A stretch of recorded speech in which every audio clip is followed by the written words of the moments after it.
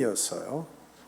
섬김이라고 하는 것은 뭐냐라고 할 때 종과 노예의 위치에서 받들어 섬기는 것이다.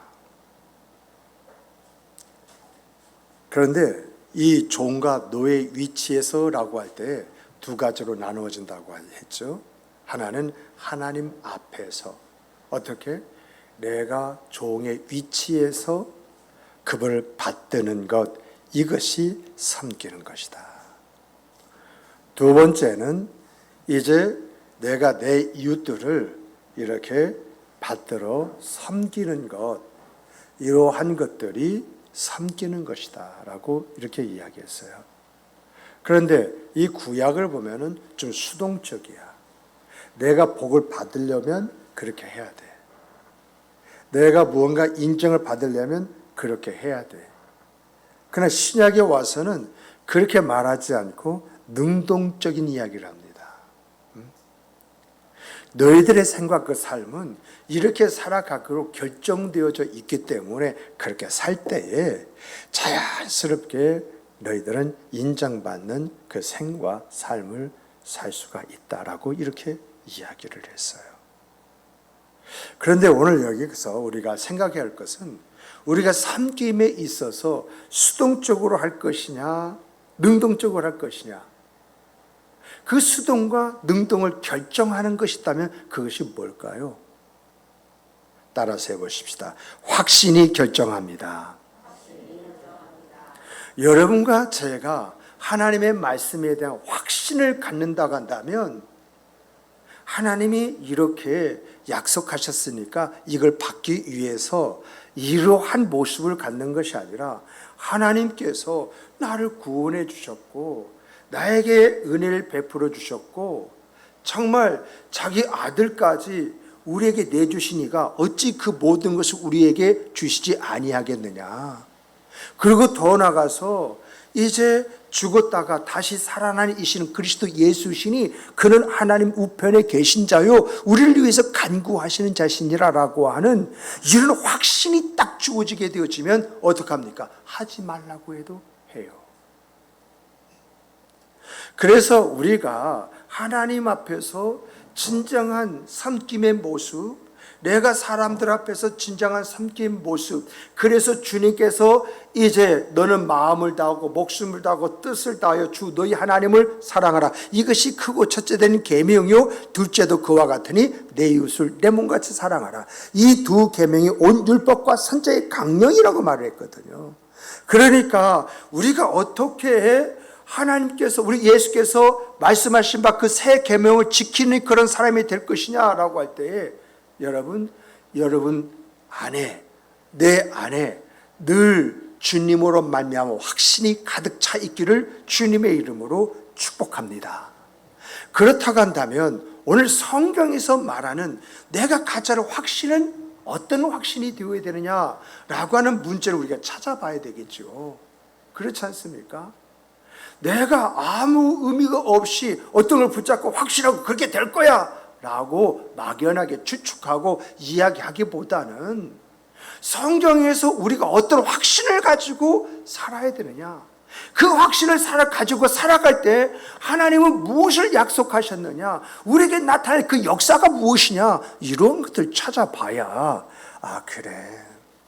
그래 내가 믿음 생활한다 할지라도 그저 교회 왔다 갔다 하는 그런 수준이 아니라 내가 확신을 가지고 신앙생활을 해야 되지, 이런 마음을 갖게 되는 것이거든요. 자, 그러면 우리가 성경에서 요구하는 확신, 여러분과 제가 이 세상을 살아가면서 내가 갖고 살아야 할 그 확신이 뭐냐라고 할 때 그 첫 번째가요, 하나님은 내가 예배자가 되기 원하신다는 거예요. 이게 성경에서 제일 먼저 말씀하시는, 요구하시는 내용이거든요. 그래서 여러분과 저는 어떠한 확신 가지고 살아가야 되느냐라고 할 때 하나님은 내가 예배자로서 하나님 앞에 서기를 원하신다. 이런 확신을 가지고 있을 때 내가 움직여지는 거예요. 아이, 내가 예배 처소에 가서 예배 드려도 좋고 안 드려도 좋고, 이러한 상태를 가지고서는요 온전히 앞에 나아갈 수가 없어요. 그러다 보니까 예배 시간에도 슬렁슬렁 늦게 딱 하고 등장해가지고 무슨 하나님 앞에 자기 자신을 보이는 것이 아니라 하나님에게 나 왔습니다 하고 이렇게 이야기하는 그 모습이 과연 이것이 온전한 모습이냐라고 하는 것이죠. 정말 하나님께서는 예배하는 자를 찾으신다, 이런 확신이 주어질 때에 내가 그 예배 자리에서 내가 5분이건 10분이건 먼저 가서 내가 기도하면서 그 예배를 준비하는 준비자가 되어줄 수가 있는 것이지, 이런 확신이 없이는 내가 결코 하나님 앞에 바로 설 수가 없다는 것입니다. 예배에서부터 내가 하나님 앞에 바로 드리지 못하는데 어찌 하나님 앞에 바로 설 수가 있고 하나님의 말씀대로 살 수 있다고 이렇게 이야기할 수 있느냐? 이것이 성경의 이야기라는 거예요. 우리가 잘 아는 대로 이사야서 43장 12절 보면은요, 하나님께서 여러분과 저를 지으신 그 목적이 뭐냐라고 할 때, 여러분과 저를 지으신 목적이 찬송하게 하려 함이라고 했는데, 이 찬송이 뭐죠? 예배예요. 예배. 그러므로 예배가요, 여러분과 제가 신앙생활 함에 있어서 그 신앙의 토대가 돼요. 토대가. 그래서 예배가 없는 기도, 예배가 없는 모임, 예배가 없는 교제, 이것을 배제하고 예배 중에서 기도하고 예배를 위해서 모이고, 그리고 예배를 드린 다음에 그 말씀 안에서의 사랑의 교제와 교통을 가져야 한다는 것입니다. 제가 여러분들에게 뭐라고 이야기했습니까? 교회의 본질이 뭐죠? 우리는 교회의 본질하고 교회의 사명하고 헷갈려요. 여러분, 교회의 본질은 예배인 줄 믿으시기 바랍니다. 교회의 사명은요 뭐냐? 선교 전도예요. 그런데 우리는 마치 교회가 있는 그 원인, 그 목적이 선도 전도를 위해서 있는 것처럼 이렇게 여기고 교회 모든 부분에 있어서 선교로 전도로 이렇게 이야기하는데요, 아닙니다. 교회의 본질은요, 그 본질은 예배예요. 예배를 위해서 교회가 존재하는 것이고요, 이러한 예배가 있고 난 다음에 교회의 사명이 뭐냐? 선교이다, 전도이다 해서 그 선교에 관심을 가지고 또 전도에 관심을 가지고 일을 하고 수고하는 것이거든요. 정말 우리가요, 이 코로나 때에 정부로부터 비대면 요구를 참 많이 받았어요. 보이지 않는 어떤 공갈 협박도 받기도 했지요. 그러나 우리는 이 예배를 어떻게 했습니까? 예배는 교회가 세워진 본질입니다. 우리가 구상권을 당한다 할지라도, 또 우리가 어떤 어려움을 겪는다 할지라도 우리는 그 돈을 내는 한이 있어도 예배를 드려야 됩니다. 왜요? 예배가 교회의 본질이기 때문에, 하나님이 가장 원하시는 것이기 때문에. 여러분과 저는요, 예배를 뭘로 여겨야 된다? 내 생명처럼 여겨야 돼요. 그래야 예배 중에서 내가 주님을 만나고, 내가 예배 중에서 은혜를 얻는 것이고, 내가 예배 중에서 하나님의 귀하신 선하신 그 뜻을 온전히 아는 것이고, 내가 예배 중에서 무엇을 어떻게 해야 할지 그 방향을 보고 달려가는 자의 생과 그 삶을 살아갈 수가 있는 것입니다. 두 번째는 성경이 우리에게 뭘 요구하느냐, 어떤 확신을 가질 것을 요구하느냐라고 할 때, 나는 예수님처럼 살 수가 있다, 이 확신을 가질 것을 이야기해요. 성경은요, 여러분과 제가요, 예수를 믿는 것과 아는 일에 하나가 될 때에, 그때에 온전한 사람이 될 수가 있고요, 이렇게 온전히 하는 사람이 되어지면 정말 우리가 어느 방향으로 갈 수 있느냐? 그리스도의 충만한 분량에까지 이를 수가 있다라고 하는 것입니다. 그러니까 먼저가 뭐죠? 내가 예수님을 믿는 것과 아는 일에 하나가 되어지는 것, 우리가 믿고 아는 것이 따로 이렇게 나누어져 있는데 그것이 하나가 되어져 가지고 나의 분명한 그런 모습이 보이고 나타나는 것, 이것이 바로 온전해지는 것이라는 것입니다. 이렇게 온전해질 때 그리스도의 장성한 분량을 해서 우리가 나갈 수 있는 것이지, 내가 예수를 믿는 것과 아는 일이 하나가 되지 않은 그런 상태에서 내가 온전한 사람이 될 수 있느냐? 내가 그리스도의 장성한 분량에서 갈 수 있느냐? 아니라는 것입니다. 어불성설이라는 것입니다. 내가 믿는 것과 아는 것이 하나가 될 때 그때서 비로소 내가 온전한 사람이 될 수가 있고, 이런 온전한 사람이 되어야만이 그리스도의 장성한 분량까지 이르는 아름다운 경과 그 삶을 가질 수 있다라고 이렇게 이야기하고 있어요. 그러므로 내가 예수님을 깊게 믿는 것과 예수님에 대한 지식이 풍성하면 내가 누구처럼 살아요? 예수처럼 살 수 있다는 것입니다. 그래서 초대교회 성도들은요, 이렇게 믿는 것과 아는 것이 하나가 되어져서 생활할 때에 사람들이 이 초대교회 성도를 가리켜서 작은 예수라고 말했습니다. 작은 예수. 그리고 이런 작은 예수란 말이 변해가지고 그리스도인, 그리스도와 같은 사람, 그리스도를 증거하는 사람, 그리스도와 함께하는 사람이라고 하는 이 그리스도인이라고 하는 이름이 그들에게 붙었던 것입니다. 그러므로 여러분과 제가 생각해야 할 것은요, 우리 주님께서는요, 우리 형제, 자매라고 불렀어요. 그래서 히브리서를 보면은 형제라 부르시기를 부끄러워하지 아니하시고, 내가 어떤 허물이 있고 어떤 죄가 있고 어떤 문제가 있다 할지라도 예수 그리스도는 내가 그분이 하나님의 아들이라는 믿는 그 믿음을 가졌다고 한다면 형제라고 부르시는 것을 주저하지 않는다시는 것입니다. 그리고 하나님 아버지께서 여러분과 저를 뭐라고 이야기합니까? 나의 자녀라고 이야기하지 않습니까? 내 아들들이라고 이야기하지 않고 있습니까? 그럼 여러분과 제가 주님의 형제라고 한다고 한다면, 하나님의 자녀 아들이라고 한다고 한다면 어떻게 살아야 됩니까? 어떻게 살아야 돼요? 그래서 우리 하나님은요, 예수 그리스도란 모델을 주신 거예요. 모델을. 주님께서는 이러한 모델의 그 생각, 그 삶을 살면서 우리에게 말씀하시는 것이 뭐죠? 나를 본받으라고 이렇게 이야기하신 거예요. 이렇게 성경은요, 우리에게 주님의 형제처럼, 자매처럼, 그리고 하나님의 자녀처럼, 아들처럼 이렇게 살라고 이야기하는데, 우리가 그렇게 살지 못하는 이유가 뭐예요? 이유가.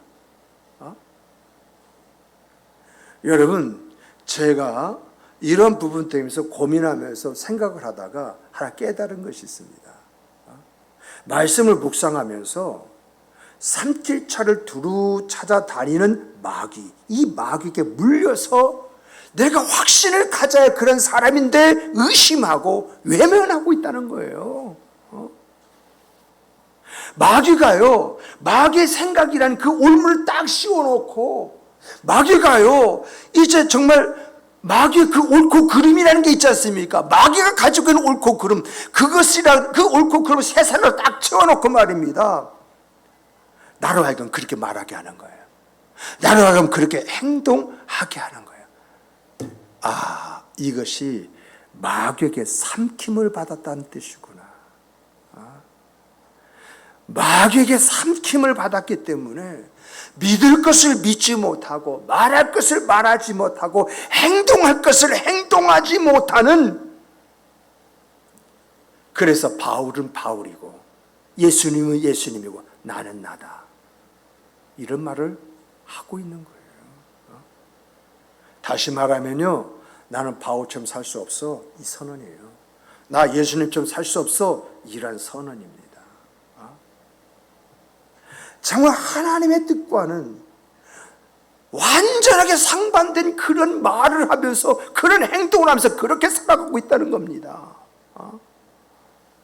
왜 성경이 너는 배우고 확신한 일에 거하라, 여러분과 저를 향해서 너희는 하나님의 아들을 믿는 것과 아는 일이 하나가 되어라.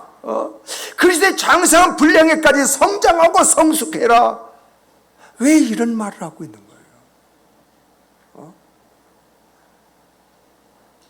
정말 여러분과 저는요, 마귀에게 속기보다는 하나님의 말씀을 좀 더 깊이 보고 그 말씀을 붙잡고 그 안에서 사는 성도들이 되기를 주님의 이름으로 축복합니다.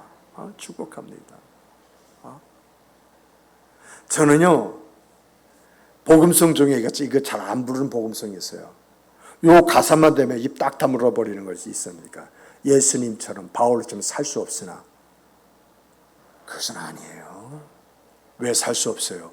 내 안에 성령이 충만하면 예수님의 마음을 가졌기 때문에 그렇게 살아가는 거 내 힘과 능력으로 살아가는 것이 아니라 주 성령이 그렇게 살아가게 하심을 통해서 내가 경험하지 못한 새로운 세계를 체험하게 되어지는 것이고 그 새로운 세계 속에서 하나님의 영적인 세계가 어떤 것인가를 내가 깨달아 아는 것입니다. 바울처럼 살고요, 예수님처럼 사는 게 어려운 것입니까? 어렵다고 생각하는 것이 바로 마귀가 주는 생각이고 내가 그 생각을 덜컥 잡았을 뿐입니다. 우리에게 누가 있습니까? 하나님의 영이시자 우리 주 예수 그리스도 영. 그 성령은 하나님의 모든 것, 하나님의 깊은 것까지도 통달하시느니라고 했습니다. 내가 부분적으로 알고 부분적으로 예언하던 것을 언젠가는 확연하게 그 모든 것을 보여주는, 그래서 내가 어렸을 때에는 말하는 것이 어린아이 같고 깨닫는 것이 어린아이 같고 생각하는 것이 어린아이 같다가 장성한 사람이 되어서는 어린아이의 일을 버려놓으라 라고 하는 그 말씀과 같이 좀 더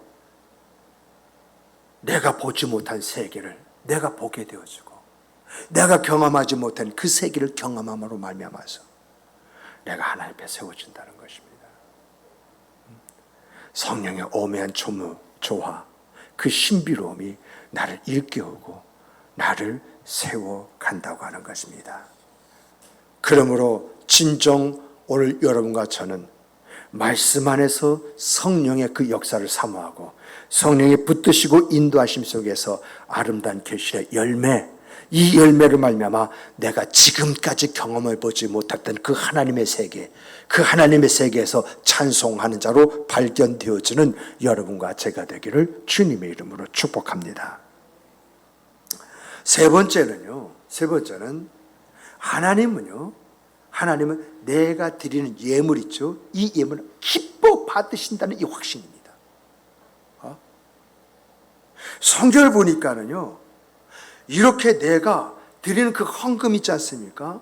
그렇듯 재물 있지 않습니까? 이걸 하나님께서 기뻐하시는 것이다 라고 하는 이 확신을 갖고 그렇게 하나님 앞에 드리기에 힘쓰는 가지고서 세 가지로 표현하더라. 그게 선행이다, 그것이 성실이다, 그것이 공의다라고 이렇게 이야기하고 있어요. 이야, 저는 설교 준비다 하다가요, 내가 드리는 그 예물을 내가 하나님이 기뻐하시는 것이다 라고 하는 확신을 가지고 그 예물을 준비해서 드리게 되어지면 하나님은 그것을 선한 행위로 보셔. 그것을 내가 성실히 살아가는 나의 모습으로 보셔. 이것이 공의를 지키고 행동하는 것으로 이렇게 보신다는 말이야. 그러다 보니까 왜 11절을 들 때 그렇게 드리라고 말씀하셨는지, 화목제물 있죠, 속죄제물 있죠, 석권제물 있죠, 그리고 번제물 있죠, 그리고 헌물 있죠.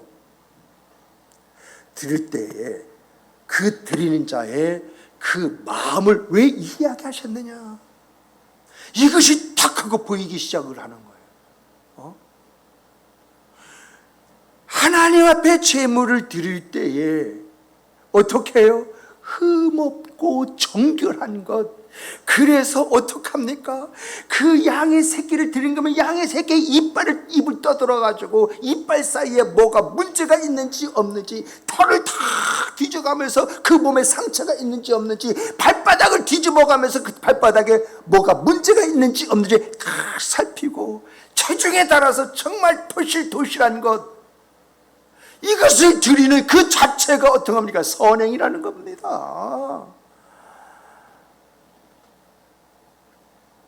정말 이렇게 하는 그 행위를 하나님께서는 성실하게 그 말씀을 준행한 것으로 여긴다고 하는 것입니다.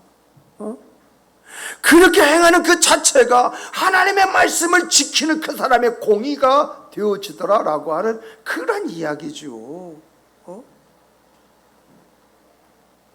그러면 내가 예물을 내가 드린다고 할 때에 이 예물을 하나님께서 기뻐 받으시는 예물이다가 그런 확신이 있게 되어지면 어떻게 하겠습니까? 받은 돈 은행에서 받고 은행 한 번이라도 더 가는 것이고요. 내가 가지 못하는 그런 이유가 있으면 하다못해 대리면서 빳빳하게 데리는 것이고요. 내가 어떤 면에서 보면은 이제 내가 한 2만 원, 3만 원, 이런 그 부분에서 있다가 한다면 아니야, 내가 40만 원 쳐서 드릴게. 이런 그 마음들이 어떤 마음이냐라고 할 때에 성경에서 찾아보니까 그것이 선행이고 그것이 바로 성실이고 그것이 바로 공의였더라라고 하는 거예요. 그렇게 보신대요. 그러니까 하나님께서 너희들은 앞에 헌물 드릴 때 이렇게 드려라, 너희들은 제물 드릴 때 이렇게 드려라, 너희들은 11절 드리라, 이렇게 드리라. 그걸 받으시기 원해서가 아니라 그렇게 드리는 그 모습이 하나님 보실 때 선행이고 그것이 성실이고 그것이 공의이기 때문에 그렇게 드리라고 이렇게 말씀하신 거구나. 저도 이제서 이 말씀을 준비하면서 깨달았어요. 왜 그것이 안 보였는지. 근데 여러분, 성경 보면은요, 이렇게요, 여러분과 제가요, 이 하나님이 나를 예배자, 그 예배 자리에서 찾기를 원하신다, 그런 마음, 그리고 나도 예수님처럼 살 수가 있다, 그런 마음, 그리고 내가 드린 예물을 하나님께서 가장 기뻐하신다는 그런 마음, 이런 마음을 가지고 있으면요, 여러분 따라서 해보십시다. 그것이 하나님이 나와 함께 하도록 만드는 방법이다. 그것이 하나님이 내게 은혜와 은총을 내려주시도록 하는 방법이다. 그것이 하나님이 나를 위해서 일하시고 역사하시게 하는 방법이다. 이것이 나를 세상 사람들 앞에서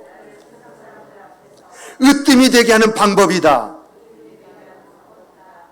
여러분, 성경을 쭉 하고 찾아보니까 이렇게 내가 이런 확신을 가지고 내 생각 그 삶을 드리는 자가 되어진다고 한다면 그 드리는 것이 뭐죠? 예배로 드리는 것이고 예수님 따라서 살려고 노력하는 것이고 예수님 하나님께서 말씀하시는 그 헌금을 드리는 것이고 그렇게 되어지면 이런 세 가지가 약속되어져 있다는 것입니다. 그런데 이렇게 확신을 또 가지고 가는 사람들 있지 않습니까? 이 확신을 가지고 살아가는 사람들에게 하나님은요 이런 축복을 약속해 주셨을 뿐만 아니라 여러분 시편 28편 7절하고 54편 8절 보니까 마음의 기쁨과 평강을 갖게 하신대. 내가 그렇게 했더니 나도 모르게 내 마음에 평강과 기쁨이 싹 들어와서 마음의 평강과 기쁨이 들어오면 어떻게 살게 됩니까? 또 더 나가서요, 시편 37편 5절을 보면은요, 자연스럽게 내 삶을 하나님 앞에 의탁하게 되어지고, 이 의탁함을 통해서 내 생각 그 삶이 형통한 역사로 나타난다는 거예요. 정말 내가 이렇게 하나님의 어떠한 요구에 내가 부응하고 이런 확신을 가지고 살아갈 때에 자연스럽게 내 생의 모든 걸 하나님 앞에 의탁 맡기는 사람이 되어져 버릴 뿐만 아니라 그 하나님께서 형통하도록 인도하시고 역사심을 경험하게 되어져 있다라고 이야기를 해요.